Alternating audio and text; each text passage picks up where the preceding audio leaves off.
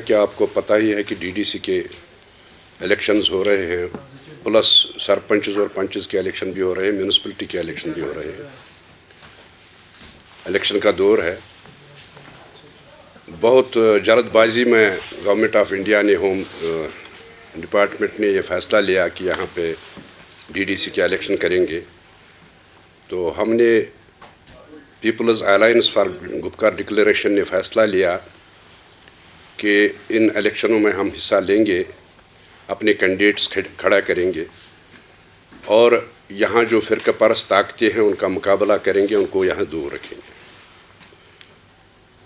Peoples alliance ने एक आपस में मीटिंग करके सभी पार्टीज़ जो भी पीपल्स अलायंस में हैं मीटिंग करके सीट शेयरिंग कर ली हर डिस्ट्रिक्ट में। कहीं पे इख्तिलाफ भी हुआ कैंडिडेट्स के मामले में, लेकिन जहाँ तक पीपल्स डेमोक्रेटिक पार्टी का सवाल है, पीपल्स अलायंस के बारे में हम बिल्कुल सिंसियर हैं। बल्कि हमने ऑफ़र भी दी थी कि नेशनल कॉन्फ्रेंस को कि आप इलेक्शन में हिस्सा लें, अपने कैंडिडेट्स खड़ा करें और पीपल्स डेमोक्रेटिक पार्टी बिला शर्त व शरूत आपको हिमायत करेगी। लेकिन वो उस पर उन्होंने इत्फाक नहीं किया। सभी पार्टीज़ ने मिल के, मैं भी उसमें एक पीडीपी रिप्रेजेंटेटिव की पीपल्स डेमोक्रेटिक पार्टी की तरफ से एक रिप्रेजेंटेटिव था। उन मीटिंगों में जो 6-7 दिन चली, सीट शेयरिंग हो गई, लेकिन बदकिस्मती से मैं ये कहना चाहता हूँ कि बदकिस्मती से कहीं कहीं पे ग्राउंड लेवल पे इख्तिलाफ भी हुआ कैंडिडेट्स के दरमियान। और लास्ट दिन में जब डिस्ट्रिक्ट बडगाम के हवाले से सीट शेयरिंग का मामला उठा, तो कई कॉन्स्टिट्यूंसीज़ में, उसमें शायर शरीफ है, उसमें चाडूरा है, उसमें बीरवा है, खान साहब है और बडगाम है, पीपल्स अलायंस के मेंबरान के दरमियान कुछ इख्तिलाफात हुए सीट शेयरिंग के बारे में। तो एक फ़ैसला हुआ, मैंने इत्फाक नहीं किया क्योंकि उनका कहना था कि बीरवा की 4 सीटें हैं, ये एनसी को दे दो, फिर बडगाम की 2 सीटें हैं, ये भी एनसी को दे दो, चाडूरा की 2 सीटें, उसमें चाडूरा एनसी को और एक बीके पोरा कॉन्स्टिट्यूंसी है वो पीपल्स मूवमेंट को। तो जिससे मैंने इत्फाक नहीं किया और इत्फाक न करते हुए मैं मीटिंग से उठा और मैंने वहाँ पे जितने भी रिप्रेजेंटेटिव्स थे डिफरेंट पार्टीज़ के, उनसे कहा कि डिस्ट्रिक्ट बडगाम के बगैर जितने भी डिस्ट्रिक्ट्स में हमारी अलायंस हो गई, डिस्ट्रिक्ट बडगाम को छोड़ के हर जगह पे अलायंस हो गई, लेकिन डिस्ट्रिक्ट बडगाम में कोई फ़ैसला नहीं हुआ। और उसके बाद कल मैं हैरान हुआ कि कल जब लिस्ट निकला, तो लिस्ट जिन्होंने निकाला एनसी के जो वहाँ पर रिप्रेजेंटेटिव्स थे, खासकर कन्वीनर जो हैं अलायंस के मसूदी साहब जो एमपी भी हैं, और लिस्ट उन्होंने निकाली कि बडगाम में उन्होंने 14 में से 1 सीट पीडीपी को दी, वो भी विदाउट कंसल्टेशन, कोई कंसल्टेशन नहीं, कुछ नहीं। शायर शरीफ कॉन्स्टिट्यूंसी में जहाँ का मैं रिप्रेजेंटेटिव था, एज एमएलए था, वहाँ पे आखिरी बार उन्होंने कहा कि 2 सीटें आपको सुरसियार ये छोड़ते हैं हम नेशनल कॉन्फ्रेंस के लिए। लेकिन क्या हुआ कि सुरसियार ब्लॉक में पहले उन्होंने नेशनल कॉन्फ्रेंस ने एक घोषित किया। इसी तरह पखरपोरा में उन्होंने जेकेपीएम को कहा कि ये जेकेपीएम को ऑफिशियली है अलाट हुई है। चाडूरा, जिसके बारे में हमारा ज़बरदस्त ये एहतजाज हुआ कि चाडूरा में से, चाडूरा कॉन्स्टिट्यूंसी में से 1 सीट पीडीपी को दे दो, 1 सीट नेशनल कॉन्फ्रेंस को दे दो।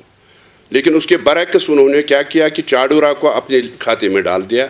लिस्ट में दिखाया गया कि चाडूरा नेशनल कॉन्फ्रेंस को है, बीकेपोरा इसको जेकेपीएम को है, और पीडीपी के लिए कोई सीट नहीं छोड़ी। नंबर 1 मसला ये है, जहाँ तक पीपल्स डेमोक्रेटिक पार्टी का ताल्लुक है, हम कोई भी कुर्बानी देने के लिए तैयार हैं अलायंस के लिए। हमारे सामने ये जो इलेक्शन है, आज का डीडीसी इलेक्शन है या पंचायत इलेक्शन है, ये कोई मायने नहीं रखता है।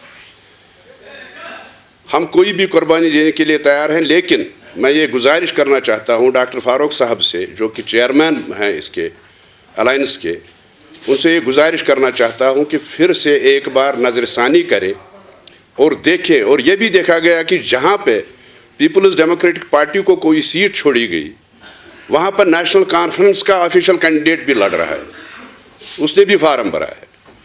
और जहाँ पे कांग्रेस को हमने सीटें छोड़ी थी, क्योंकि कांग्रेस ने फिर बैकआउट किया, उन्होंने कहा कि नहीं, हम नहीं, इसमें नहीं आएंगे, तो जो अलाट हुई थी कांग्रेस को, जो जितनी सीटें अलाट हुई थी, जब लिस्ट निकाला गया तो उन सीटों पे नेशनल कॉन्फ्रेंस ने अपने उम्मीदवार खड़े किए विदाउट एनी कंसल्टेशन। मुझे लगता है कि ये अलायंस के लिए ठीक नहीं है, उनको सोचना चाहिए और नज़रसानी करनी चाहिए। जहाँ भी जो सीट पीपल्स डेमोक्रेटिक पार्टी को अलाट हुई है, वहाँ नेशनल कॉन्फ्रेंस का कैंडिडेट अगर खड़ा है उसको विड्रा करना चाहिए, और जहाँ पर नेशनल कॉन्फ्रेंस का कैंडिडेट खड़ा है, पीपल्स डेमोक्रेटिक पार्टी या किसी भी जमात का, ANC हो, JKPM हो, जो भी कैंडिडेट खड़ा हुआ हो उसको विड्रा करना चाहिए।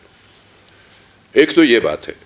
दूसरा, जहाँ तक DDC इलेक्शन का सवाल है, बड़े बुलंदबांग दावे किए गए कि इनको जी सिक्योरिटी फराहम करेंगे, इनको जी हम ये करेंगे, इनको जी हम वो करेंगे, लेकिन आज जो ग्राउंड पे जो सिचुएशन है, क्या हो रहा है, सिक्योरिटी के नाम पर कैंडिडेट्स जो हैं, DDC के कैंडिडेट्स या सरपंच हैं, उनको घर से उठा के होटलों में बांध रखा जाता है विद इन सिक्योरिटी, और सुबह 12 बजे 1 बजे उनको गाड़ी भेजी जाती है, सिक्योरिटी भेजी जाती है, उनको वहाँ से उठाया जाता है। 2-2, 3-3 कैंडिडेट्स को एक ही गाड़ी में, जो राइवल कैंडिडेट्स हैं, कोई PDP का है, कोई NC का है, कोई कांग्रेस का है, कोई किसी और जमात का है, 2-2, 3-3, 4-4 कैंडिडेट्स को एक ही गाड़ी में बिठा के उनको कहा जाता है कि आप कैंपेन करो। ये आप भी समझ सकते हैं कि कैसे कैंपेन करेंगे वो। एक पार्टी का है, दूसरा दूसरी पार्टी का है, तीसरा तीसरी पार्टी का है, और 1 बजे वहाँ से उठा के फिर उनको कहा जाता है कि 4 बजे आपको वापस रिपोर्ट करना है।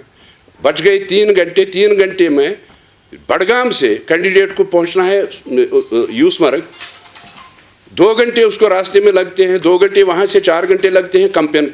वो क्या कैंपेन करेगा? वो कैसे वोटर्स के पास जाएगा? वो कैसे वोटर्स को मोटिवेट करेगा? ये तो सिक्योरिटी के नाम पर मुझे लगता है कि एक मजाक है, उन्होंने एक मजाक बनाया है, और मुझे नहीं लगता है कि ऐसे इलेक्शन हुआ है, कभी नहीं हुआ है, और आइंदा होगा भी। मुझे नहीं लगता है कि BJP की पॉलिसी क्या है, या तो वो अलायंस से डर गए हैं, जो पीपल्स अलायंस ने उम्मीदवार खड़े किए, या तो उनको पता था कि शायद ये बाइकाट करेंगे और हमारे कैंडिडेट बिला मुकाबला कामयाब हो जाएंगे।